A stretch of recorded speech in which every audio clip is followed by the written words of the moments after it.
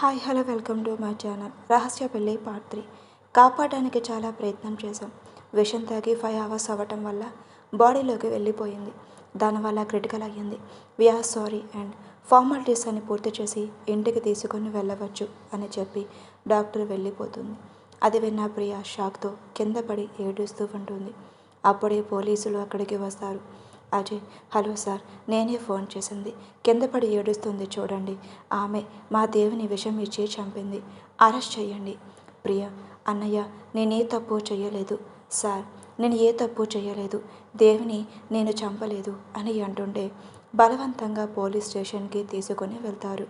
లక్ష్మి వెంటనే పక్కకు వెళ్ళి, నువ్వు చెప్పినట్టే చేశాను మేడం. దేవ్ బాబు గారు చనిపోయారు. ఆ ప్రియాను పోలీసులు తీసుకొని వెళ్ళిపోయారు. మీరు మాత్రం నాకు 5 లక్షలు మా ఇంటికి పంపించండి మేడం. సరే అనడంతో హ్యాపీగా నవ్వుతూ thank you madam, thank you అంటూ నవ్వుతుంది లక్ష్మి. అప్పుడే వచ్చిన ప్రియ, లక్ష్మి లక్ష్మి ఏం చేస్తున్నావు? ఎవరికి థ్యాంక్స్ చెప్తున్నావు? నీలో నువ్వే మాట్లాడుకుంటున్నావేంటి? సంగతి ఏంటి అని అడుగుతుంది ప్రియ. లక్ష్మి, ఏంటి ప్రియ ఉంది? పోలీస్ స్టేషన్లో కదా ఉండాల్సింది. అంటే ఇదంతా కళ? ఇప్పుడు నిజమయ్యేది కలగా వచ్చిందా? అంతే అనుకుని మీరు ఫ్రెష్ అప్ అయి రండమ్మా, నేను బ్రేక్ఫాస్ట్ రెడీ చేస్తాను. ప్రియ, నేను ఆల్రెడీ రెడీ అయి వచ్చాను. నువ్వేంటా అంటే కలలకంటూ కూర్చున్నావు. నాకు ఆఫీస్కి టైం అవుతుంది అని చెప్పానుగా. సరే, బ్రేక్ఫాస్ట్ ప్రిపేర్ చేయి. నా మీటింగ్ కూడా క్యాన్సిల్ అయ్యింది. నా రూమ్కి వెళ్తాను. ప్రిపేర్ చేశాక నన్ను పిలువు అని చెప్పి తన రూమ్కి వైపుకు వెళ్తుంది. అప్పుడే పెద్దగా అరుస్తున్న దేవ్ మాటలు వినిపించడంతో అటువైపుగా వెళ్తుంది. పెద్దగా అమ్మ అమ్మ అరుస్తూ ఉండటంతో తన పక్కన కూర్చొని గట్టిగా శివదేవుని చేతిని పట్టుకుంటుంది.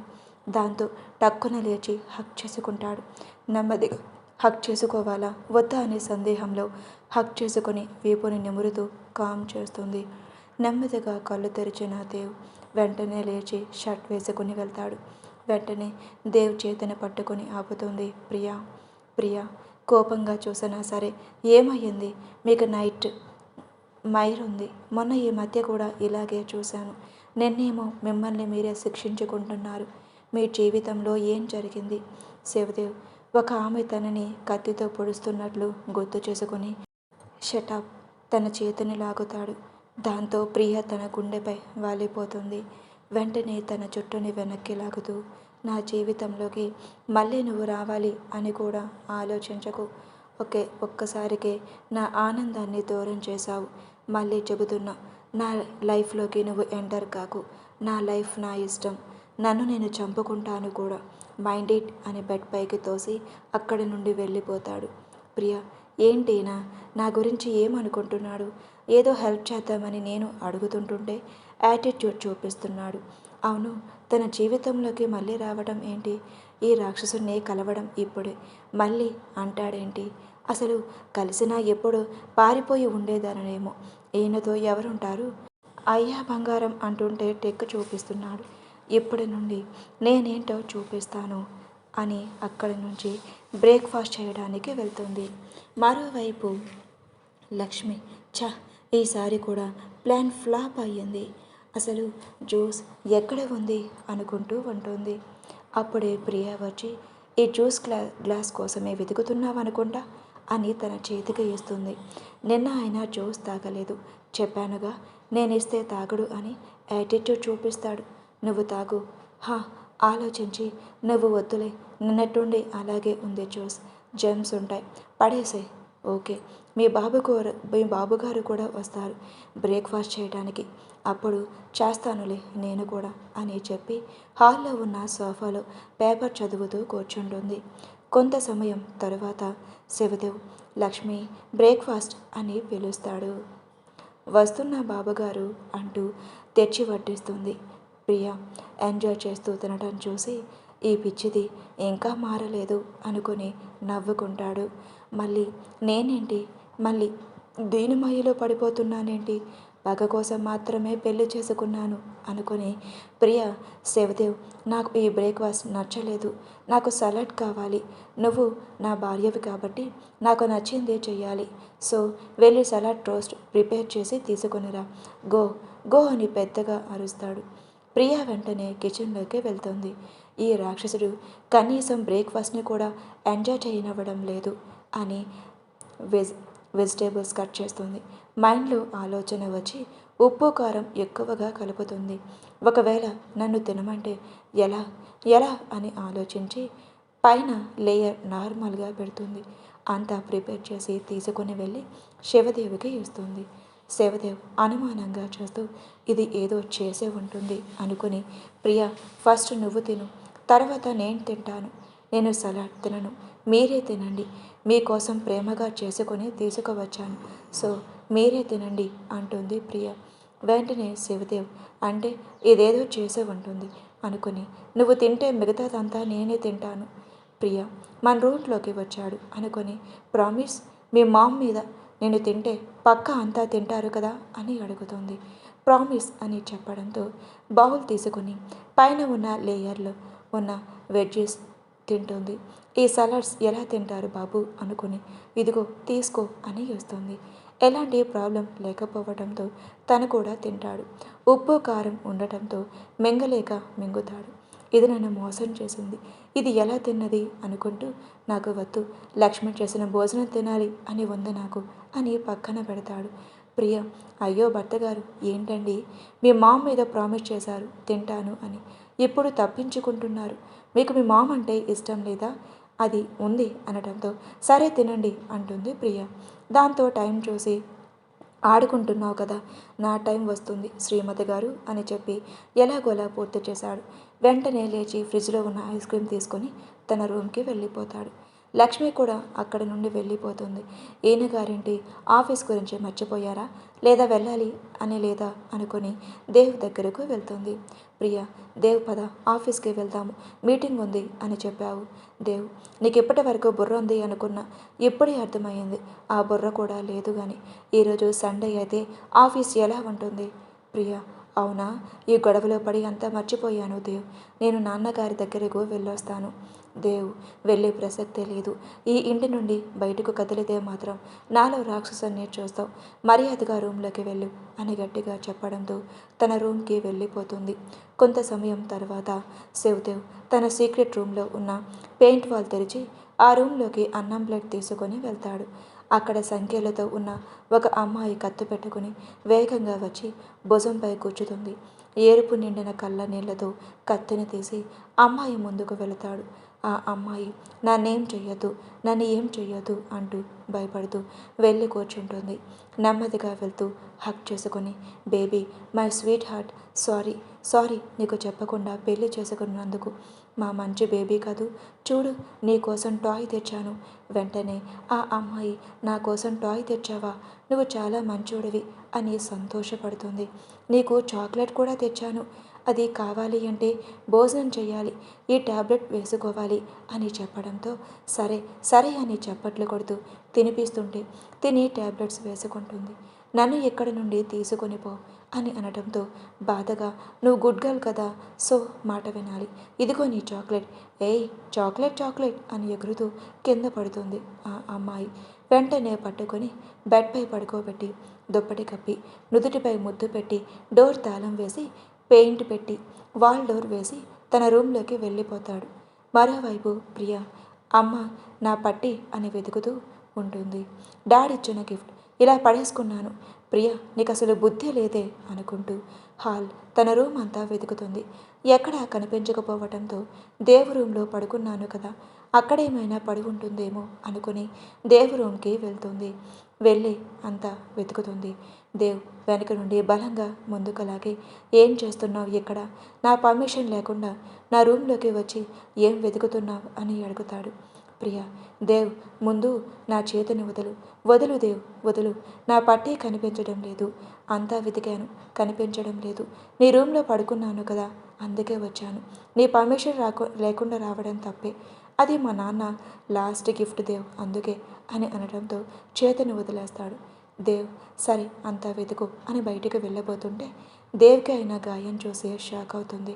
వెంటనే ప్రియ దేవుని భుజంపై గాయమయ్యింది, బ్లీడింగ్ వస్తుంది, ఇలారా కూర్చో అంటూ కంగారుగా టేబుల్ మీద ఉన్న మెడికల్ బాక్స్ తీసుకొని దేవ్ దగ్గరకు వెళ్తుంది. నాకు నువ్వు ఇవేమీ చేయనవసరం లేదు, నువ్వు ముందు ఇక్కడి నుండి వెళ్ళిపో. నీ పట్టీ దొరికితే నేనే తెచ్చి ఇస్తాను అని వెనక్కి నడతాడు. దాంతో స్లిప్ అయి దేవ్ షర్ట్ పట్టుకుంటుంది. దాంతో బెడ్పై ఒకరిపై ఒకరు పడతారు. వెంటనే ప్రియ దేవుని లేపి సారీ అని చెబుతుంది. వెంటనే ట్రీట్మెంట్ చేయించుకోండి, సెప్టిక్ అవుతుంది అని మాట్లాడుతూ ట్రీట్మెంట్ చేస్తుంది. అసలు ఈ గాయం ఎలా అయ్యింది? కత్తితో పొడుచుకున్నారా? దేవ్ జరిగింది గుర్తుకు వచ్చి నువ్వు ఫస్ట్ ఈ రూమ్లో నుండి వెళ్ళిపో. చెప్పానుగా నా లైఫ్లోకి ఎంటర్ అవ్వద్దు అని తన చేతిని లాక్కొని కోట్ తీసుకొని వేగంగా అక్కడి నుండి వెళ్ళిపోతాడు. ప్రియ యాటిట్యూడ్ మామూలుగా లేదు. ఇంత హెల్ప్ చేశాను, థ్యాంక్స్ చెప్పాలి అన్న కామన్ సెన్స్ కూడా లేదు. పైగా లాక్కొని వెళ్ళిపోతున్నాడు రాక్షసుడు. అవును ప్రియ, నీ కళ్ళు తడిచాయి ఏంటి? ఆ రాక్షసుడికి ఏ దెబ్బ తగిలింది? నీకు కాదు, ఆ రాక్షసుడి కోసం నువ్వు ఏడ్చావా అని అనుకుంటూ కన్నీళ్లు తుడుచుకొని పట్టీ వెతకాలి అంటూ వెతుకుతుంది. ఎక్కడా కనిపించకపోవటంతో నీకు అస్సలు బుద్ధి లేదు. ఎవరైనా ప్రేమగా ఇచ్చినవి ఇలా పారేసుకుంటారా అని అనుకుంటుంటే గెస్ట్ రూమ్ దేవరుస్తున్నాడు అని మార్నింగ్ వెళ్ళాను కదా, అక్కడే పడి ఉంటుంది అనుకుని వేగంగా గెస్ట్ రూమ్కి వెళ్తుంది. అంతా వెతుకుతూ ఉంటుంది. అప్పుడే బెడ్ పక్కన కనిపించడంతో గెంతులు వేస్తూ సంతోషంగా తీసుకొని కాళ్ళకి పెట్టుకుంటుంది ప్రియా. అప్పుడే కబోర్డ్ ఓపెన్ చేసి ఉండటంతో చూసి అయ్యో నేనే ఓపెన్ చేసి ఉంటాను, ఆ రాక్షసుడు ఇక్కడే ఉంటే ఈ రూమ్లో నీకేం పని అని కబోర్డ్ ఎందుకు ఓపెన్ చేశావు అంటూ క్లాస్ పీకేవాడు అనుకుని నవ్వుకుంటూ వెళ్ళి క్లోజ్ చేయబోతుంటే ఒక డైరీ కనిపిస్తుంది. వెంటనే తీసుకొని డైరీ ఓపెన్ చేస్తుంది. దేవ్ ఫోటో ఉండటంతో వెంటనే డైరీ విసిరి కబోర్డ్ని క్లోజ్ చేస్తుంది. వామ్మో, ఈ రాక్షసుడికి డైరీ రాసుకునే అలవాటు కూడా ఉందా? అయినా ఈ గెస్ట్ రూమ్ ఎక్కువగా ఎవరు వాడరు. అలాంటప్పుడు ఈ డైరీ ఇక్కడ ఎందుకు ఉంది? ఉంటే దేవ్ రూమ్లో ఉండాలి. అంటే ఈ డైరీ పాతదయ్యే ఉండాలి.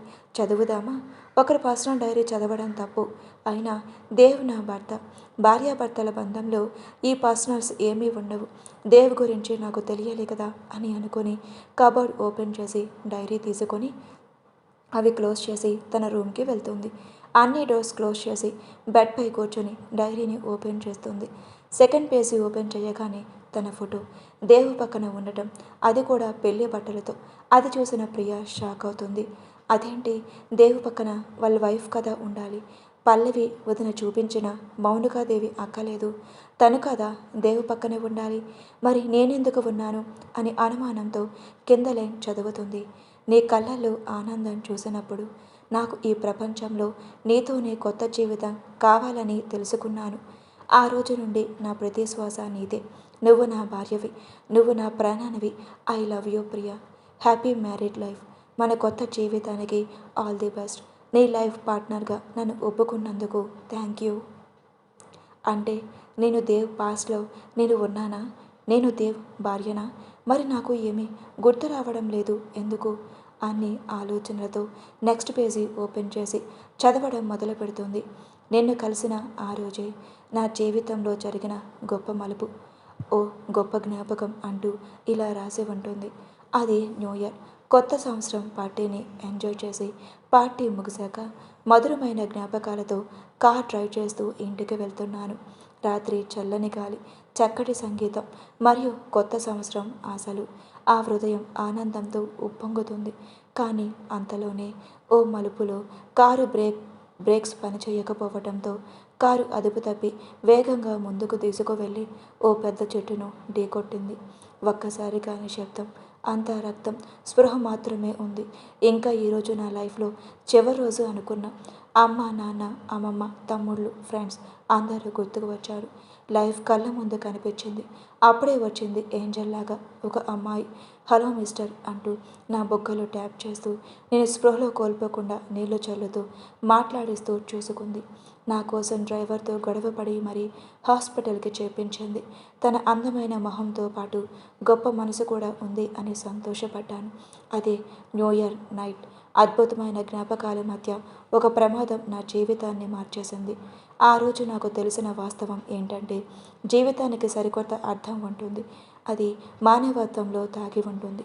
చాలా రోజుల తర్వాత నా గాయాలు నయమయ్యాక ఆ ఏంజల్ ఎవరు, ఆమె పేరు ఏంటి అనే ప్రశ్నలు నన్ను వెంటాడాయి. ఆమెను మళ్ళీ కలవాలని, ధన్యవాదాలు చెప్పాలని అనిపించేది. కానీ ఆమె పేరు అడగకపోవటం నా పెద్ద తప్పు అనిపించింది. ఆ నవ్వుతో పాటు ఆమె చూపించిన ధైర్యం, కేరింగ్, జాలి, చక్కటి మనసు ఎప్పటికీ నా హృదయంలో మధుర జ్ఞాపకంగా నిలిచిపోయింది. కానీ నా మనసు మాత్రం ఆ ఏంజెల్ కోసం ఆతృతగా ఉండేది. ప్రతిరోజు మళ్ళీ ఆమె కనపడుతుందేమో అని అనుకుంటూ బయటకు వెళ్తూ గత రాత్రి జరిగిన సంఘటన గుర్తు చేసుకుంటూ వేచి చూస్తూ గడిపాను. ఆమె పేరు ఏమిటో, ఎక్కడ నివసిస్తుందో కూడా తెలియదు. కానీ నా మనసు మాత్రం ఆమెను మర్చిపోవడానికి సిద్ధం కాలేదు. అలా ఉండగా ఒకరోజు నేను చదువుతున్న కాలేజీలో కనిపించింది. ఆ క్షణం నా సంతోషానికి అవధులు లేవు. వేగంగా పరిగెడుతూ వెళ్ళి గట్టిగా హగ్ చేసుకొని ఐ లవ్ యూ ఏంజెల్ అని ప్రపోజ్ చేశాను.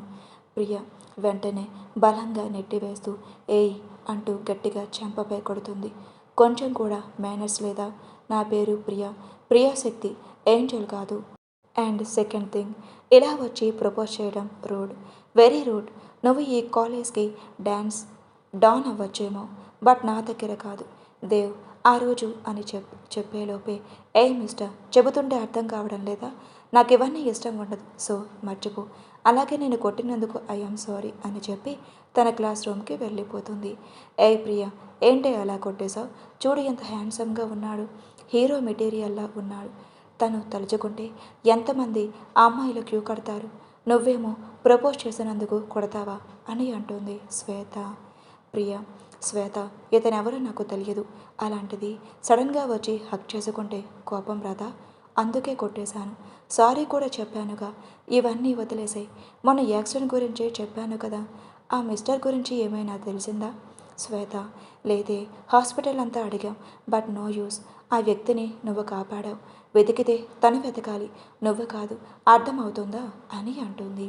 ప్రియ, ఏమోనే, తను చనిపోయే పొజిషన్లో ఉండి కూడా నా కాల్లో మాటలు విని నాకు సహాయం అందించారు. నా కుటుంబానికి డబ్బు అవసరం ఉంది అని తెలుసుకొని సహాయం చేశారు.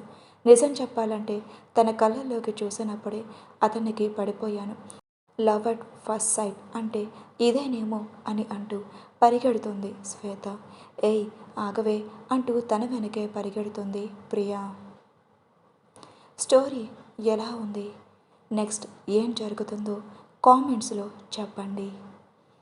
సిరీస్ని ఫాలో అవుతూ ఉండండి. సరే, మళ్ళీ నెక్స్ట్ పార్ట్లో కలుద్దాం. Bye sweeties. అండ్ ఈ స్టోరీ చూసిన తర్వాత లైక్ చేసి హైప్ ఇచ్చి పాయింట్స్ ఇవ్వండి. నా స్టోరీ మరికొందరికి రీచ్ వెళ్తుంది. అలాగే కామెంట్ చేయడం మర్చిపోకండి.